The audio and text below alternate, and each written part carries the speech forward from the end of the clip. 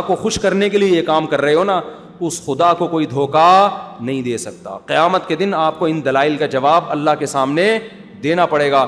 ہمارے نبی نے فرمایا جب قیامت کے دن بہت سے لوگ جن کی صورتیں وہ ہوں گی جو میری امت کی صورت ہوتی ہے, وہ لوگ آئیں گے حوض کوثر پہ پانی پینے کے لیے, میں پلانا چاہوں گا, فرشتے ان کو ہٹائیں گے, میں کہوں گا یہ تو میرے امتی ہیں.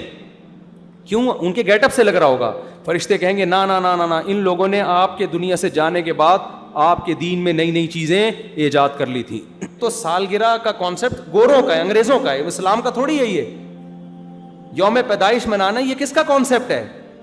انگریزوں کا کانسیپٹ ہے. کہ رسول اللہ صلی اللہ علیہ وسلم نے پیر کے دن روزہ رکھا ہے اور آپ نے یہ فرمایا کہ یہ میرا یوم ولادت ہے. نبی نے پیر کا روزہ رکھ کے بتا دیا کہ آج منانے والا دن نہیں ہے, سمجھتے ہیں, اس کو سیلیبریٹ نہیں کر سکتے. اور اہم ترین بات یہ کہ رسول اللہ صلی اللہ علیہ وسلم نے پیر کے دن روزہ رکھا ہے اور آپ نے یہ فرمایا کہ یہ میرا یوم ولادت ہے. اب روزہ اور جو تہوار ہیں, خوشی کے تہوار, وہ دونوں جمع ہو سکتے ہیں؟ عید کا دن روزے کا ہو سکتا ہے؟ روزہ رکھا شاید اسی حکمت سے کہ لوگ اس کو خوشی کا دن بنانا نہ شروع کر لیں. عید کے دن روزہ رکھنا جائز ہے. رمضان ختم ہوگا تو عید آئے گی, ختم نہیں ہوگا تو عید نہیں آئے گی. تو تہواروں پہ نہاتا بھی ہے انسان, بتیاں بھی لگاتا ہے, اچھے کپڑے بھی پہنتا ہے, اچھے چپل بھی پہنتا ہے, مبارکبادیں بھی دیتا ہے. نبی نے پیر کا روزہ رکھ کے بتا دیا کہ آج منانے والا دن نہیں ہے, سمجھتے ہیں, اس کو سیلیبریٹ نہیں کر سکتے کیونکہ روزہ اور تہوار ایک دوسرے کے اپوزٹ ہیں. جمعے کا دن بھی اسلام میں ایک قسم کی عید ہے.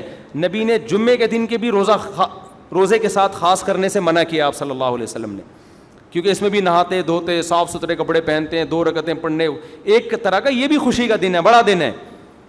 لہذا جمعے کو بھی نبی صلی اللہ علیہ وسلم نے اسپیشلی روزہ رکھنا کہ جمعے کا اس لیے میں رکھوں گا, یہ منع ہے. ویسے آپ کو چھٹی ہوتی ہے کسی کی, آسان ہے جمعے کا, وہ ایک الگ بات ہے, لیکن اسپیشل فضیلت سمجھ کے جمعے کا روزہ رکھے گا تو یہ عمل کیا ہو جائے گا؟ بدعت. تو آپ ایک طرف اس کو عید کا دن بھی کہہ رہے ہو اور ایک طرف آپ کہہ رہے ہو کہ یوم ولادت پہ نبی نے بخاری کی حدیث ہے روزہ بھی رکھا ہے. تو یہ باتیں نبی کی تعلیمات کے بالکل اگینسٹ ہیں, سمجھتے ہو. ایک اور بات جو میں اکثر کرتا رہتا ہوں کہ یہودیوں کے لیے بڑا دن تھا اتوار, ہفتہ, جو ان کا ایک قسم کا عید کا دن نا, مبارک دن. عیسائی یہودیوں کے بعد آئے, ان کے لیے کون سا ہو گیا؟ اتوار. چرچ جاتے ہیں نا اور بڑا دن ان کے لیے اتوار ہے نا.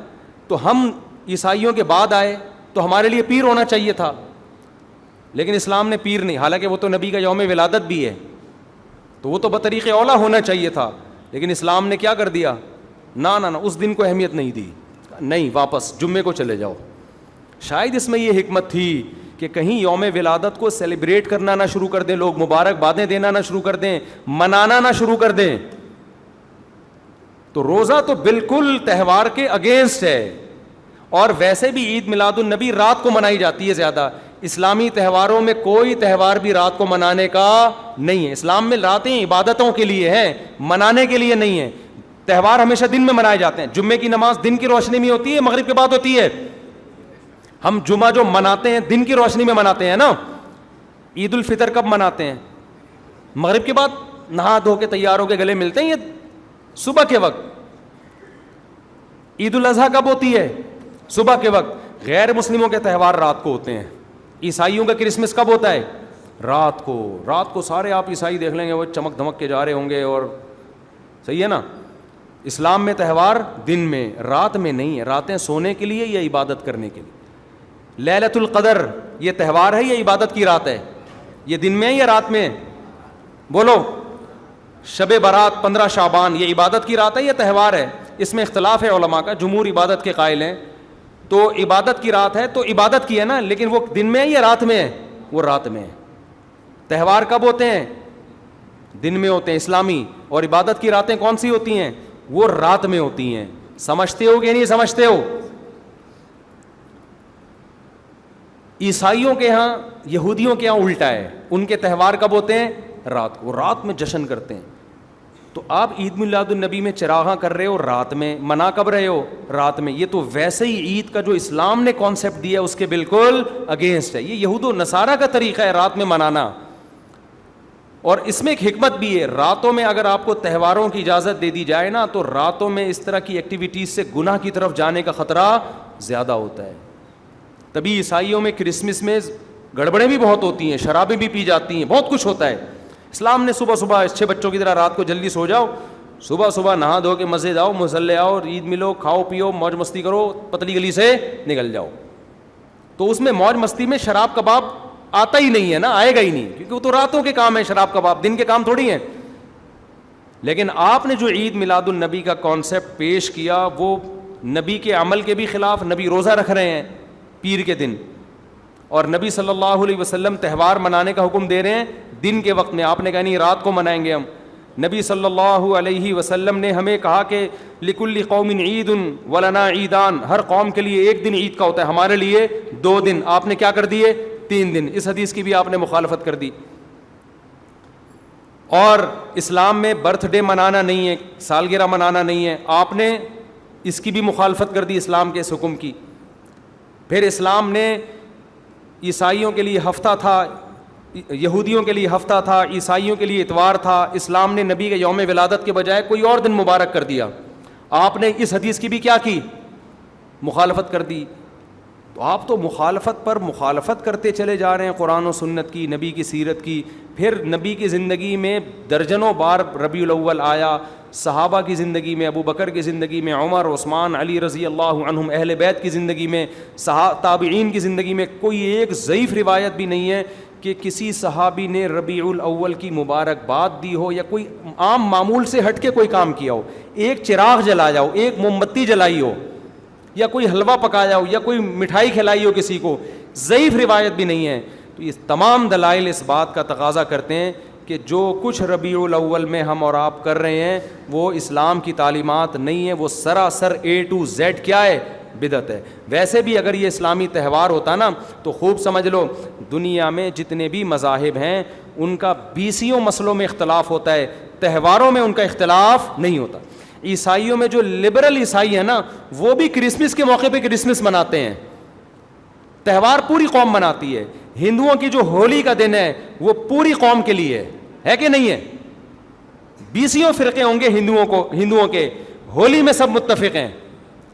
یہی وجہ ہے کہ مسلمانوں کے جتنے فرقے ہیں عید الفطر میں سب کیا ہیں؟ متفق. یکم شوال, ہاں اس کی تعین میں پشاور کا شوال الگ شروع ہوگا, ہمارا الگ ہو, وہ ایک الگ بات ہے, لیکن ہے کیا؟ فرسٹ شوال.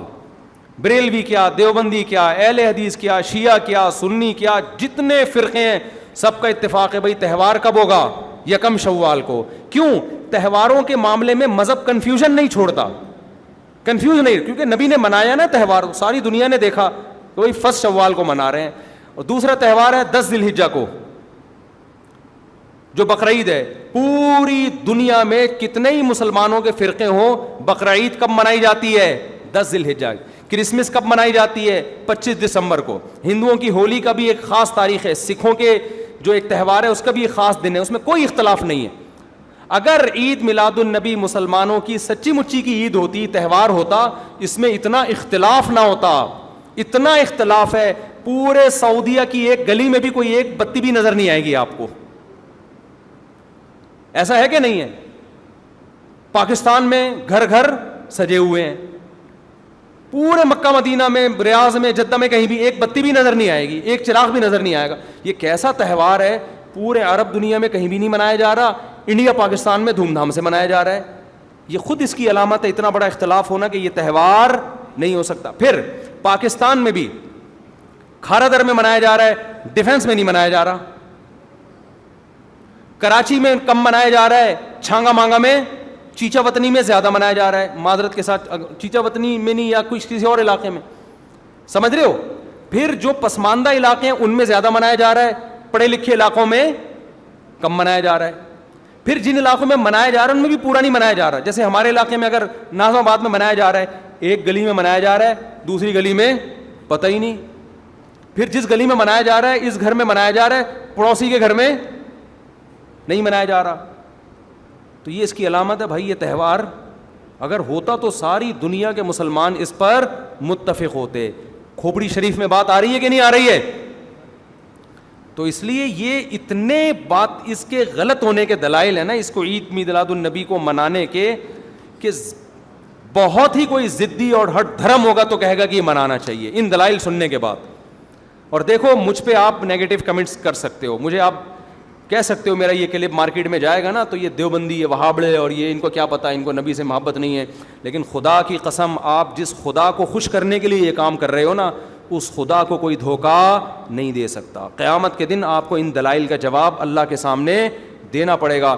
ہمارے نبی نے فرمایا جب قیامت کے دن بہت سے لوگ جن کی صورتیں وہ ہوں گی جو میری امت کی صورت ہوتی ہے, وہ لوگ آئیں گے حوض کوثر پہ پانی پینے کے لیے, میں پلانا چاہوں گا, فرشتے ان کو ہٹائیں گے, میں کہوں گا یہ تو میرے امتی ہیں. کیوں؟ ان کے گیٹ اپ سے لگ رہا ہوگا. فرشتے کہیں گے نا نا نا نا نا, ان لوگوں نے آپ کے دنیا سے جانے کے بعد آپ کے دین میں نئی نئی چیزیں ایجاد کر لی تھیں. تو فرشتے ہمارے نبی صلی اللہ علیہ وسلم کے دستے مبارک سے ان کو حوض کوثر کا پانی پینے نہیں دیں گے. اور حدیث میں بھی آتا ہے نبی صلی اللہ علیہ وسلم ان کو دھتکاریں گے. تو آپ نبی کے عشق میں وہ کام کر رہے ہو جس کی وجہ سے آپ نبی صلی اللہ علیہ وسلم کے دستے مبارک سے قیامت کے دن محروم ہو رہے ہو. سمجھتے ہو کہ نہیں سمجھتے ہو؟ تو نبی کی محبت میں وہ کام کرو جس سے نبی کی شفاعت کے مستحق بن جاؤ. نبی بلائیں آؤ, میں تجھے اپنے ہاتھ سے میں تجھے حوض کوثر پلاؤں گا. ایسا نہ ہو کہ آپ ربیع الاول کو منا رہے ہو, اس نبی کی یاد میں محبت کا اظہار کر رہے ہو, اور یہی محبت کا اظہار جو غیر شرعی طریقے سے ہے قیامت کے دن نبی کی شفاعت سے آپ کو محرومی کا ذریعہ بنا دے.